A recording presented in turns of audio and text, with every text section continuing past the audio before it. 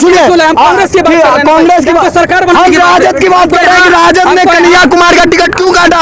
अल्लाह के सिवा किसी से नहीं डरते हैं, ये मोदी किसी से नहीं डरते हैं। और हम सरकार बनाने का ठेकेदारी नहीं लिया हुआ, हमारा ईमान हमारे साथ है। क्या मौलाना किसको वोट देंगे अब इस बार? देखिए, अगर हम मान लें कि जालिम को अगर सपोर्ट कर देंगे तो फिर हम में और जालिम में क्या फर्क रह जाएगा? कम से कम जालिम है आपके इस वक्त हमको ये चाहिए कि मोदी सरकार जालिम है, हमारे नजदीक जालिम है। वो कैसे? हम पे जुल्म कर रहा है ना, हम पे जुल्म हो रहा नहीं हो रहा? मुसलमानों जो बोल रहे हैं जालिम जुल्म कर रहा है, तो बाबरी मस्जिद का गेट कौन खुलवाया था भाई? मूर्ति किसने रखवाया? कौन खुलवाया? सुनिए मेरी बात सुनिए, उस वक्त राहुल गांधी नहीं थे, कांग्रेस की सरकार थी, कांग्रेस अपने अंदर बिल्कुल बदलाव लाई है। राजीव गांधी नहीं था, राजीव गांधी बार जो है देखा जाए अररिया लोकसभा चुनाव में करीब 9 कैंडिडेट है, लेकिन अगर देखा जाए इन दोनों के बीच जो है दो ही आदमी के बीच टक्कर है। शाहनवाज आलम पूर्व प्रधानमंत्री है और दूसरे तरफ देखा जाए प्रदीप सिंह है जो पिछले 10 साल के कार्यकाल को उन्होंने संभाला।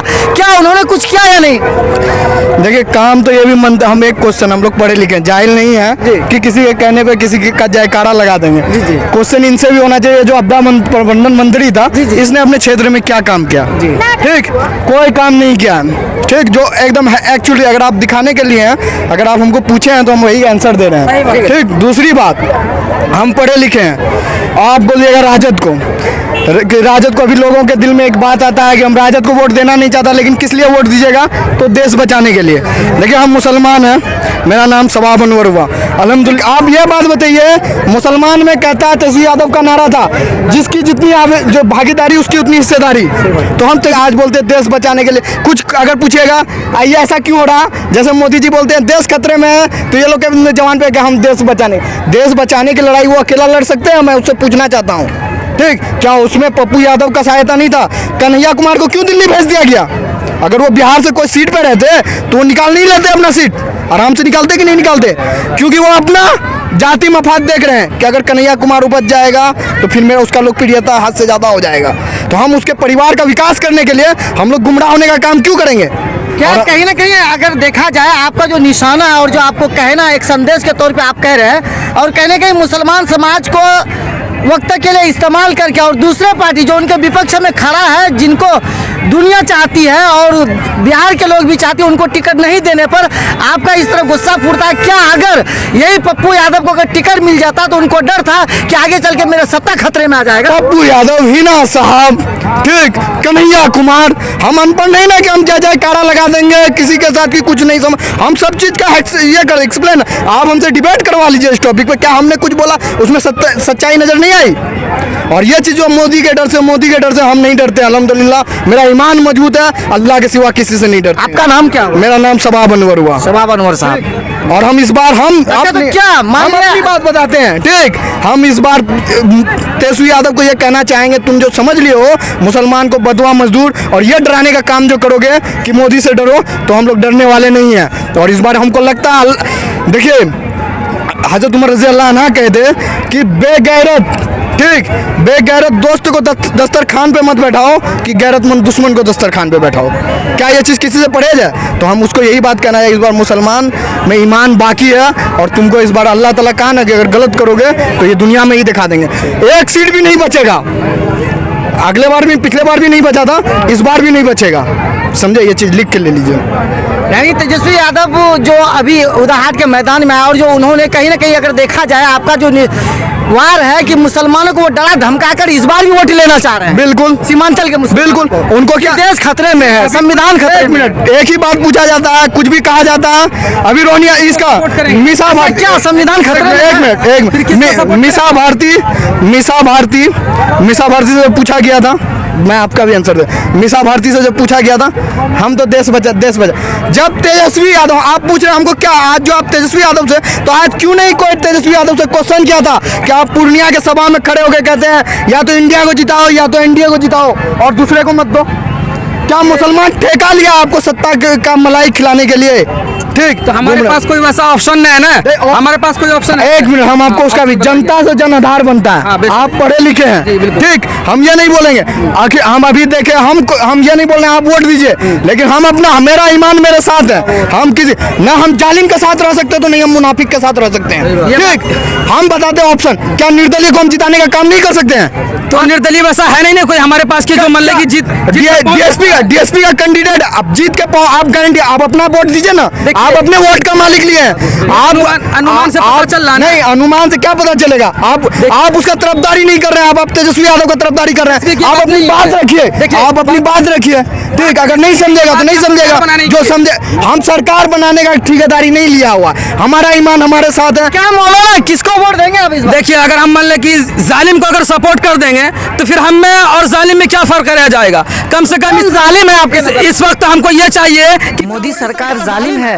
हमारे नजदीक जालिम है। वो कैसे? हम पे जुल्म कर रहा है ना, हम पे जुल्म हो रहा नहीं हो रहा, मुसलमानों पे जुल्म कर रहा नहीं कर रहा, किस हद तक जुल्म नहीं किया बताइए? एनआरसी का मामला लाया, सीएए का मामला लाया, 3 तलाक का मामला लाया, उसके बाद मुसलमान को मान ले कि हर चीज में मान ले कि नीचे दबाने की कोशिश। अगर देखा जाए सीए एनआरसी पहले से कांग्रेस के जमाने से पास है, क्या ये सच है? ये सब वही तो बोले, सुनिए, पढ़ाई लिखाई का कमजोरी है। सुनिए ना, ये सब पढ़ाई लिखाई, सुनिए भैया, पहले सीए खोला, अगर उसकी गवर्नमेंट रहती तो खुलता ही।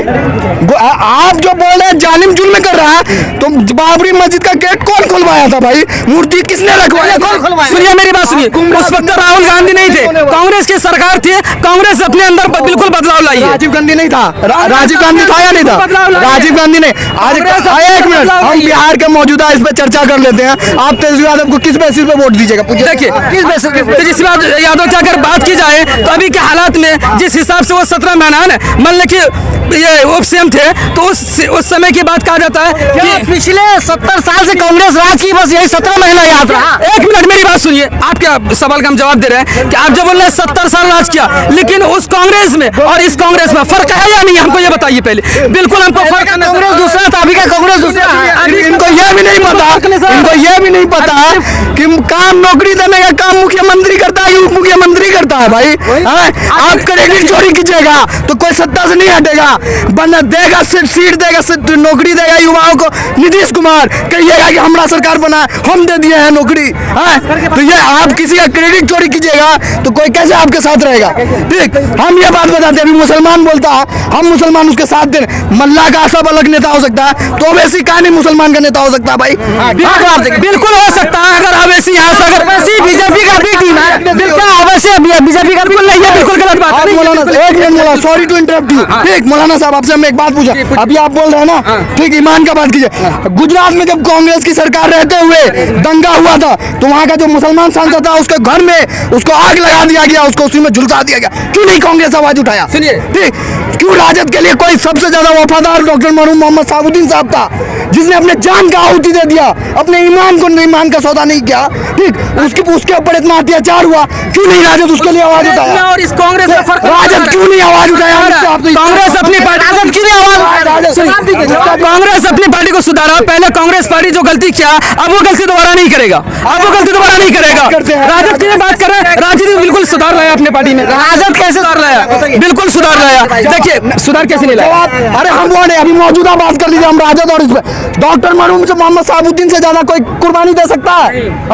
उससे बड़ा नहीं दे सकता। जब उसके परिवार के लिए साथ नहीं खड़ा रह सका, ठीक, जो उसके परिवार के साथ नहीं रह सकता है, तो वो और सबके साथ क्या रह सकता है? आप उसका जवाब दीजिए। क्यों नहीं साथ? सुनिए, बीजेपी के पार्टी को हम देख नहीं पाएंगे ना। बीजेपी एक ऐसी सरकार है। सुनिए एक मिनट मेरी बात सुनिए, आप बोले हैं ना, अब हमको बोलने का मौका दीजिए। हमको अभी हम सिर्फ अपने जिला अररिया को नहीं दे सकते हैं, या सिर्फ सीमांचल को नहीं दे सकते हैं, अभी हमको पूरा देश को देखना है। इस वक्त का हालात ऐसा है कि अगर अभी कांग्रेस की सरकार नहीं बनती है तो इसके सिर्फ मुसलमान की बात नहीं है, सिर्फ मुसलमान की बात नहीं है। देखिए सिर्फ मुसलमान की बात नहीं, यहाँ हर गरीब की बात है कि हर गरीब को दबा दिया जाएगा, गरीब को हक नहीं मिलेगा। अगर हम कांग्रेस की सरकार बनाते हैं, मुंह में अपने जुबान लाएंगे तो जरूर हमको अपना हक मिलेगा।